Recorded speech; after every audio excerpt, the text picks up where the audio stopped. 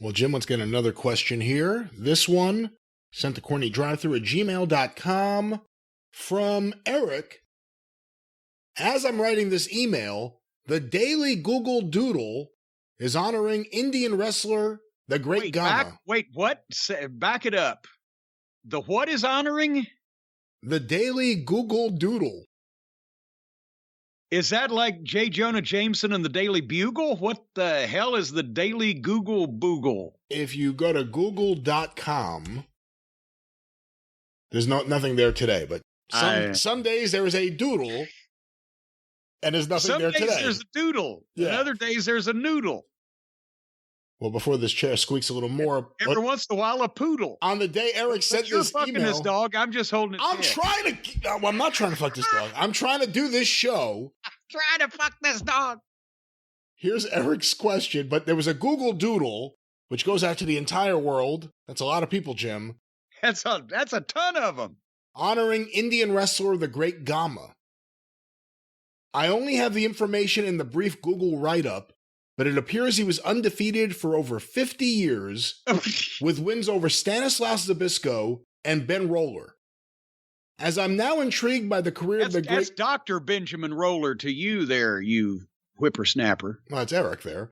As I am now intrigued by the career of the Great Gama, I would like to know if you two have any more information available about this unsung legend active in the time of Gotch and Hackenschmidt.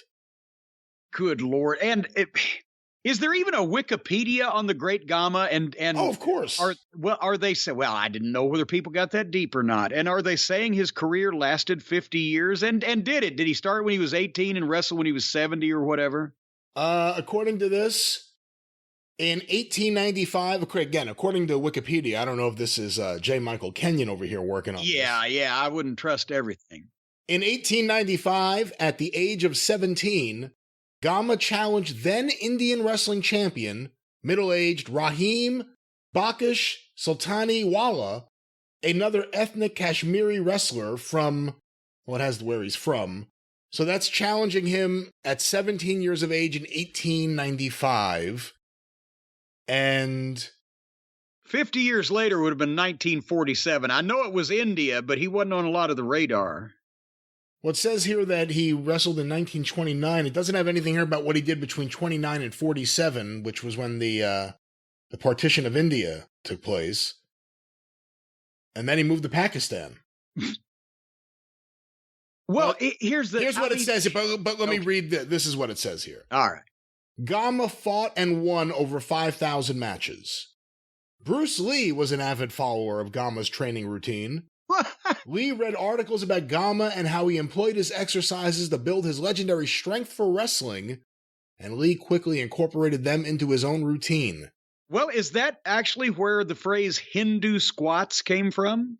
The training routines Lee used included the cat stretch and the squat, although it doesn't say Hindu squat, but it does say squat. Well, see, you've heard, football players and teams in college, Hindu squats. That was kind of the, from the old days, the old training methods. And on the day that Google put something up, this is what they wrote, which would have been the 144th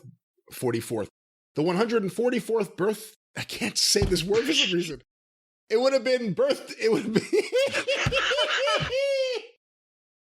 How old would he have been, Brian? It would have been his 144th birthday, something you never say.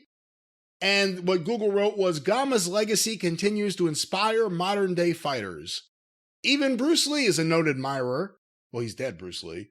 And incorporates aspects of Gama's conditioning into his own training routine. Once again, Bruce Lee is dead. Okay, real briefly, obviously we don't know chapter and verse on the Great Gama. He might be a great subject for Tim Hornbaker to write a book about one of these days. But obviously in pro wrestling, the name has been around for well over 100 years, as they just said. Great Gama was the first major Indian wrestling star of the 20th century. And during the days of Gotch and Hackenschmidt and the early days of Stecker and et cetera, the 19-teens, they made money with him. What the Indian or Hindu or, foreign menace in that genre was a big deal in wrestling in the days before television. Alibaba, the Turk. And also, that's why the Indian matches, the commentators always said, well, the Hindus wrestled in mud. Because, yeah, they did. They wrestled on a dirt surface, and if it rained, it became mud because they didn't use rings back in those days over there. And he was a physical specimen, and he made a lot of money on a number of tours in the United States. But the reason why he's not mentioned here in the same breath with the historians with Gotch and Hackenschmidt and Stecker and Strangler Lewis and all those guys is because he wasn't here constantly. He never had a long unobstructed run. They didn't put the world title on him over here because he was some other country's superstar. And just like Londos drew, those crowds of over 100,000 in the stadiums in Greece after he had become the champion over here and gotten a lot of news and then went back home. Gama, beforehand, he was a star, but after he got notoriety here in the States and had those matches with Gotch or whatever, they went back and they drew huge crowds. Well, like Great Khali, same thing. And now they're trying to do it with Zippy the Sinji Pinhead or whatever. People in that part of the country like their wrestlers, or that part of the world, I should say, like their wrestlers. And he was the top guy. Was he any good? Who the fuck knows, right? And there's no footage, is there? So it's just all rumors and legend. And whatever footage there is of Great Gama or any wrestler from that time period, it's hard to really tell what's good and what isn't. Yeah, because it's just intermittent clips of just nothing. Yeah. I mean, the other thing is, obviously, this is during that time where the business was filled with legitimate shooters. You started seeing some gimmicks here and there, but were any of his matches at all work? Oh, I'm sure they will. Any match he had for the world championship or any top level guy in the United States had to be a work. They weren't going to fucking do that. Why would they bring some fucking yahoo from India that nobody had ever heard of, push him, and let him shoot with the people that are already drawing him money? Right? But over there, who knows? And maybe they had shoots. Maybe people every once in a while acted up. I'm sure he was legitimate, but also I would think that they worked a lot of their shit too. But over here, if the Great Gama wrestled Frank Gotch, chances are it was a fucking work. Well, I want to apologize to the family of the Great Gama if they are listening. Of course, he was a wrestling legend, and some of us honor his legacy. And if you are feeling disrespected, put down, disparaged, whatever it may be, whatever insult your family feels, may I suggest perhaps litigation may be the answer. Well, now let's just hold on here a second. Are there grounds for litigation just because I have maligned the man's wrestling skills? Let's just examine this for a second. I'm going to go to the website of the most preeminent attorney that I'm aware of to determine whether or not that he would be able to take the Great Gama's case. And Brian, you know exactly who I'm talking about. Call Stephen P. News.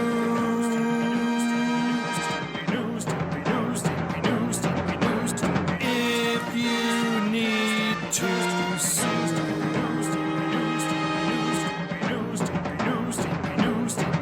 An outlaw mud show or two. Still to the rest.